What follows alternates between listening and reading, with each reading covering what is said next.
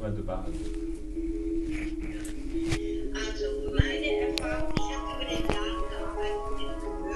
Bonjour à tous et bienvenue sur Qu'est-ce qui se passe chez les autres. Aujourd'hui, je vous donne rendez-vous à Montpellier où se tient une formation donnée par l'APAS, l'association pour la promotion de l'accompagnement sexuel qui, comme son nom l'indique, est une association qui vient en aide aux personnes handicapées dans leur vie affective.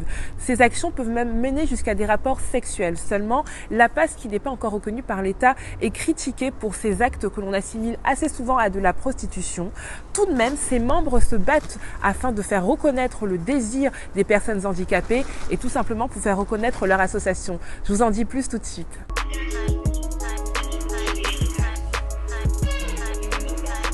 Donc l'APAS, c'est l'association pour la promotion de l'accompagnement sexuel qui a été créée en 2013, qu'on a créé avec Marcel Nuss, donc tous les deux. Et donc on est la seule association en France à faire des formations d'accompagnant sexuel et à mettre en relation. On n'est pas les seuls à proposer des formations, mais on est les seuls à mettre en relation ensuite les personnes en demande d'accompagnement sexuel et les personnes qui pratiquent cette activité. J'anime pour ma part un module qui est autour du rapport au corps. Donc comment on approche le corps de l'autre avec les yeux, avec les mains, avec des paroles. On fait des choses assez ludiques le temps d'une après-midi. Et on aborde aussi beaucoup, c'est très important pour nous dans notre association, la sémantique. Au niveau des pratiques que peuvent proposer les accompagnants sexuels, elles sont très variées. Au fait, c'est vraiment selon les limites de chacun. Donc il va y avoir un entretien préalable entre les deux personnes, la personne en demande d'accompagnement et la personne qui peut proposer cet accompagnement. Et ensuite, les deux personnes vont voir quelles sont les attentes et quelles sont les choses qui peuvent être proposées. Il y a plein d'accompagnants et accompagnantes qui proposent des accompagnements sensuels, des massages, des caresses, du corps à corps, et des personnes qui proposent aussi des rapports sexuels qui peuvent aller jusqu'à l'acte sexuel comme le grand public l'entend, voilà, avec une pénétration qui va vers la génitalité.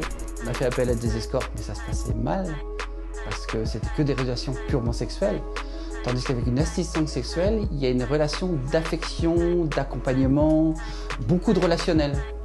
Et c'est ça qui est très important pour le développement d'un handicapé. T'es allé voir David Guetta, c'est bien.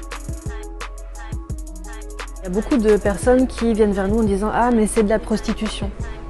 Avec un peu cet aspect mais c'est illégal, ou c'est interdit, ou c'est sale. Bon là on rentre dans des choses très morales, mais dans ce qui est des personnes qui nous disent c'est illégal, c'est interdit, etc. Je leur réponds, alors oui c'est de la prostitution, clairement. Et où est le problème? Parce qu'en France la prostitution est totalement libre. On est en France dans une hypocrisie totale parce qu'on a totalement le droit de pratiquer cette activité. En revanche, les clients, les bénéficiaires, les personnes en demande, appelez-les comme vous voulez, eux peuvent avoir une amende allant jusqu'à 1 500 €.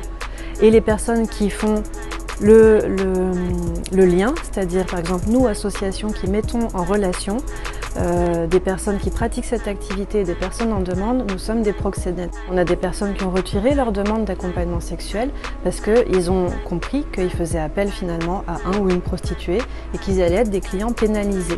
On offre une attestation de formation, c'est tout ce qu'on peut proposer. Malgré le fait que notre formation ait été reconnue en 2015 comme étant totalement légale, totalement ouverte.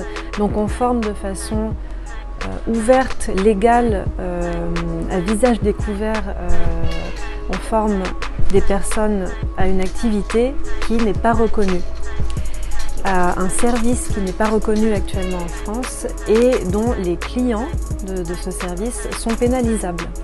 Donc on en est là aujourd'hui en France.